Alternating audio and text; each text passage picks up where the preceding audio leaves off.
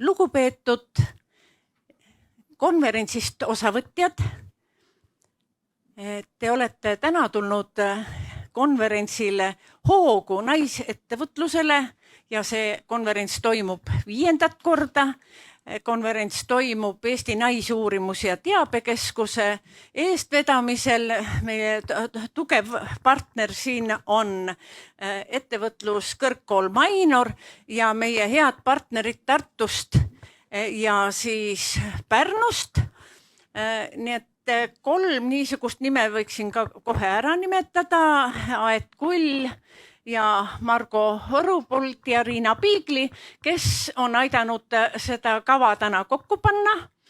Ja ma loodan, et tulebki üks niisugune päris silmaringi avardav konverents. Konverentsipäev on päris pikk, meil on ettekanded ja vahepeal on paneeldiskussioonid. Ja selleks, et me kõiki norme endiselt järgiks, palume panna maskid ette. Ma näen, et praktiliselt kõigil, kes saalis ongi maskid ees. Et see virtuaalselt vaatajatel on kergem, ma loodan. Nemad seda tegema ei pea, aga tundub küll praegu, et kõik reeglid on täidetud. Ja siis ma jätkan lühikese sissejuhatusega sellest, miks me nüüd alati sellel 19. novembril või päev enne või päev pärast koguneme. Seda sellepärast, et kuskil nii 7-8 aastat tagasi ÜRO kuulutas välja naiste ettevõtluse toetamise päeva just 19. novembriks. Meie avastasime selle paar aastat küll hiljem, aga juba 5 aastat oleme ka seda siis tähele pannud ja tähistame seda naiste ettevõtluse konverentsiga siin. Tegelikult oleme me 30 aastat, 1991. aastast alates naiste ettevõtlust toetanud ja algusaastatel ka väga palju selle ala koolitusi teinud, et naised üldse mõtleks ettevõtlusega alustamise peale. Hiljem tulid juba EAS-i ja muud koolitused ja see ei olnud enam meile nii tähtis, aga seejärel me alustasime mentorprogrammidega ja ühel hetkel saime ka need üle anda EAS-ile. Kuid me teeme mentorprogramme ja nõustamisi ikka, kui vaja. Aga Enut on palju laiema profiiliga ja see naiste ettevõtlus on ainult üks osa meie tööst, nii et me kogu aeg enam uusi koolitusi ei tee, aga me hoiame teemat pidevalt üleval. Ja siis nüüd vaatame, mida teeb siis see naiste ettevõtluse päeva niisugune seltskond seal New Yorgis. Et selleks aastaks on nad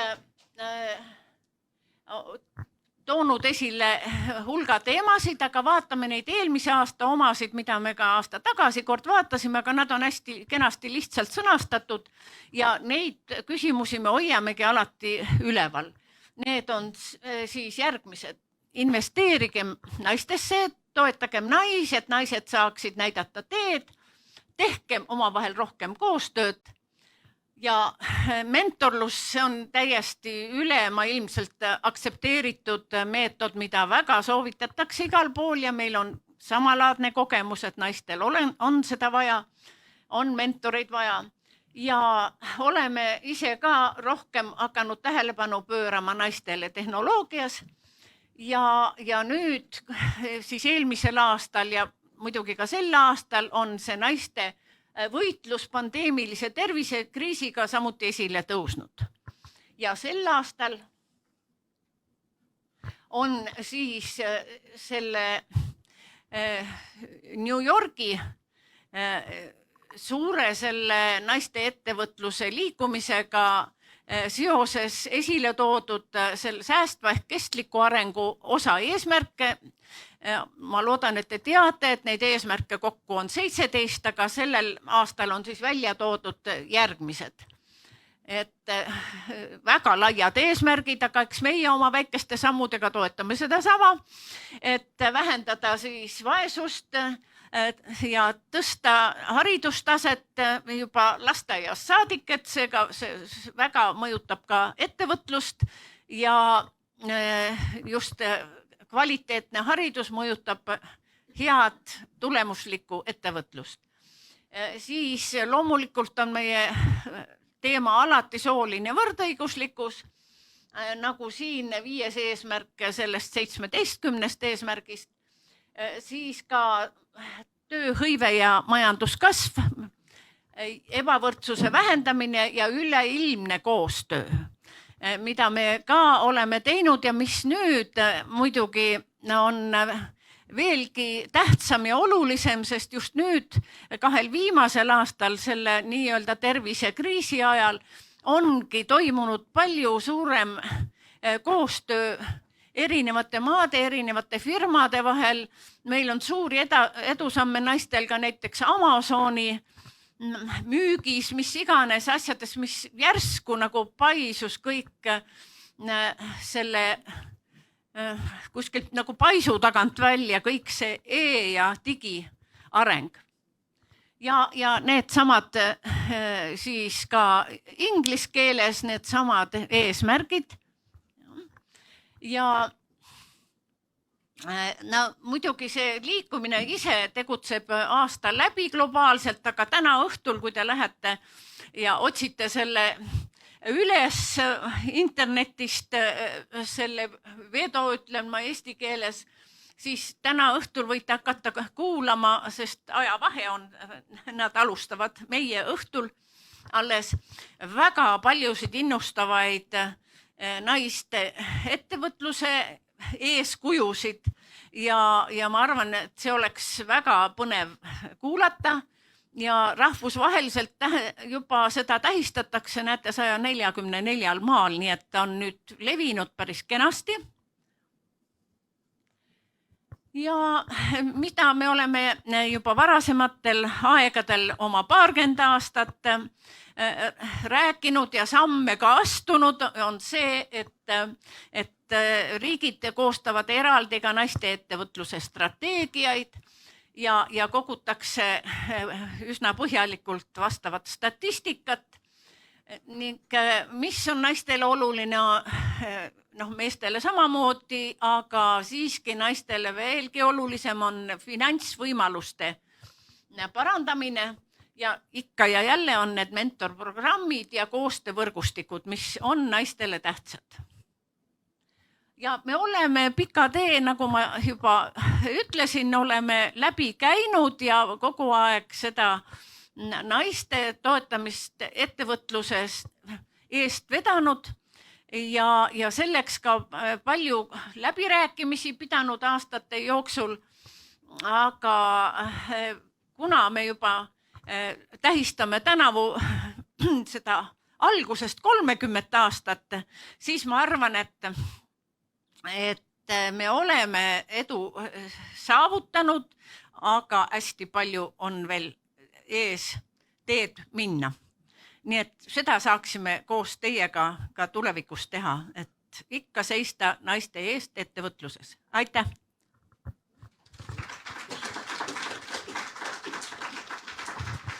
Ja palume nüüd siia Sille Kraami, asekantsleri siin majandusministeeriumis ja ta tahab meile paar sõna tervituseks öelda. Isegi ma loodan, et rohkem kui paar sõna. Ja, aitäh. Kas ma võin seda pulti kasutada, äkki mul slaide ei ole?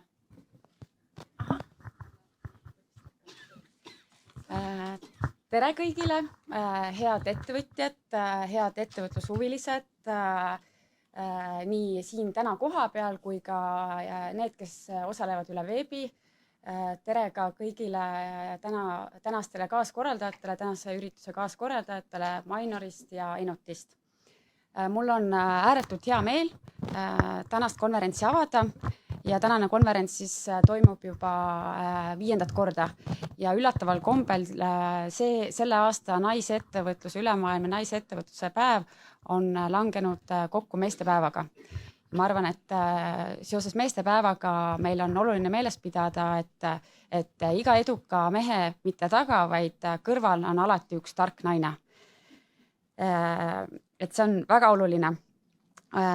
Ja kui ma väga palju kriisist ei taha rääkida, aga ma ikkagi tahan öelda seda, et tegelikult Eesti ettevõtted tulid pandeemiast tingitud kriisiga väga hästi toime, et kogusid ennast hästi kiiresti, säilitasid töökohad, jätkasid oma tootmisega. Et me kartsime hullemat, aga tegelikult läks meil päris hästi.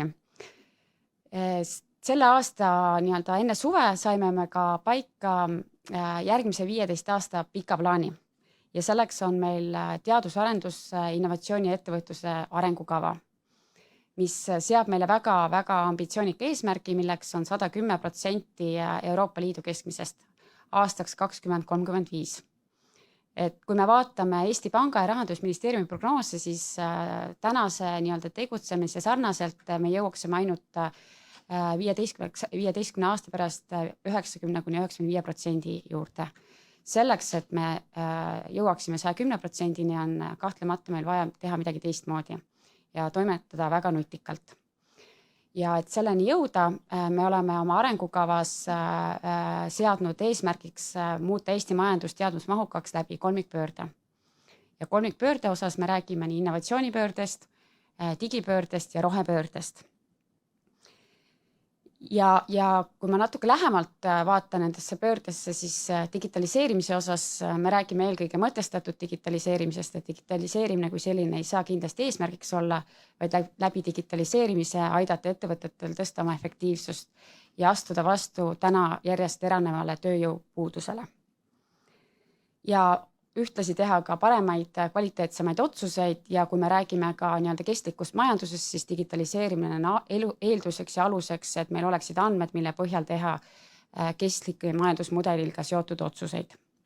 Teiseks suureks pöördeks on rohepööre, millest hästi palju räägitakse, ehk oma ettevõtluse ärimudeli üleviimine kestlikule toimimismudelile. Ja siinkohal on minu arvates riigi roll aidata ettevõttel seda teekonda alustada. Meil on palju ettevõtteid, kes on selle teekonna juba läbi teinud. Osad ettevõtted, kelle jaoks on see vajadus, osadel on kohustus, aga siinkohal ma tahan kindlasti markeerida ja fokusseerida eelkõige võimalustele, et see on väga hea võimalus Eesti ettevõtetele olla eesrindlik rohetehnoloogiate väljatöötaja. Ja kolmandaks siis innovatsioonipööre, et majanduse lisandväärtuse kasv saab tulla läbi tarkade otsuste ja läbi teadusmahukuse. Ja siinkohal me oleme uues arengukavas adresseerinud väga tugevalt tehnoloogia teadmissiiret akadeemiast ettevõtlusse. Ehk teadmus, mis akadeemias välja töötatakse, jõuaks ka rakenduseni ettevõtetes. Ja et kõike seda saavutada, siis on oluline ka kuidas pool, et kuidas neid kõiki kolmikpöördeid paremini ellu viia. Selleks me oleme selle aasta suvest alustanud meie 2 suure rakendusüksuse EAS-i ja siis KredExi ühinemisprotsessiga ja seda just eelkõige kliendi vaatest uuest aastast pakkuda ettevõtetele paremaid teenuseid, kvaliteetsemaid teenuseid, terviklahendusi, et ettevõte leiaks siis vastavalt oma spetsiifikale ja vajadustele kõige parema lahenduse, et oma ideed ellu viia.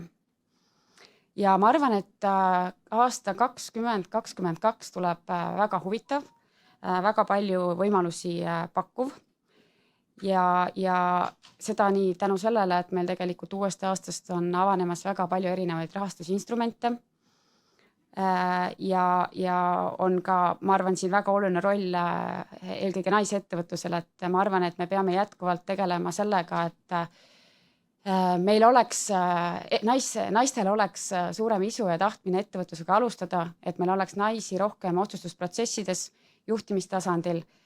See on see, millega tegelikult see ei juhtu iseenesest, et sellega peab tegelema, naisi peab innustama ja utsitama tagant. Ja ma loodan, et teil täna tuleb hästi huvitav konverents, saate palju inspiratsiooni, häid ideid ja soovin teile kõigile huvitavat päeva. Aitäh!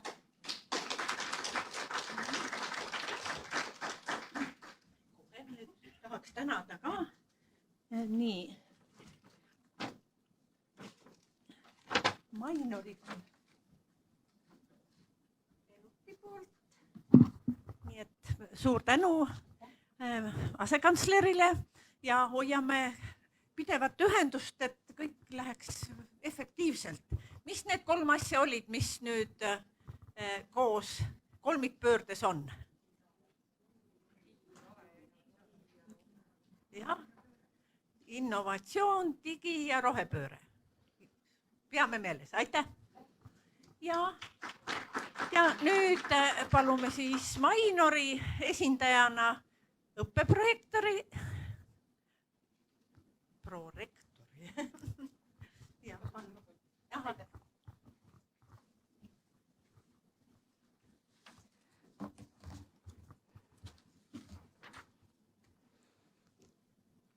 Lugupeetud naised, ettevõtjad ja naisettevõtjad. Mul on siiras hea meel tervitada teid Eesti Ettevõtluskõrgkooli Mainori poolt. Eesti Ettevõtluskõrgkooli Mainor missiooniks on ettevõtliku eluhoiaku kujundamine ühiskonnas. Meie eesmärgiks on anda praktilisi kogemusi ja teadmisi inimestele selleks, et nad saaksid muuta oma elu ja miks mitte seeläbi ka maailma. Ja just seda eesmärgi täidab täna ka just seesama konverents, naiste ettevõtluskonverents. Uurimused näitavad, et juba lapsest saati on tüdrukud tublimad kui poisid.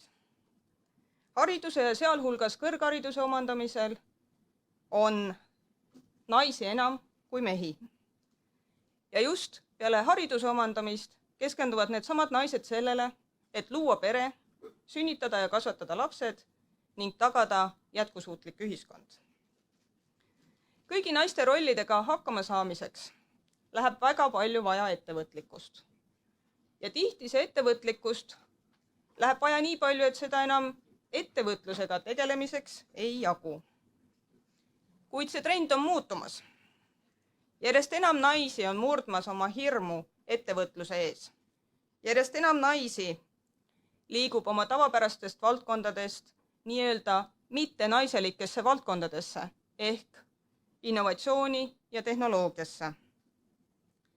Järjest enam naisi tegeleb ettevõtlusega sõltumata sellest, milliseid takistusi või väljakutseid on elu nende teele toonud. Ja need naised on eeskujuks meile kõigile. Ja mitte ainult meile, vaid ka kõigile neile, kes alles mõlgutavad mõtteid sellest, et ettevõtlusega võiks tegeleda.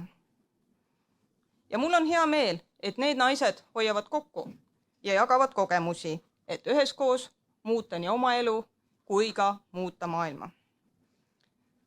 Soovin teile edukat konverentsi ja usun, et igaüks leiab siit mingi mõtte, et jätkata või alustada ettevõtlusega. Aitäh!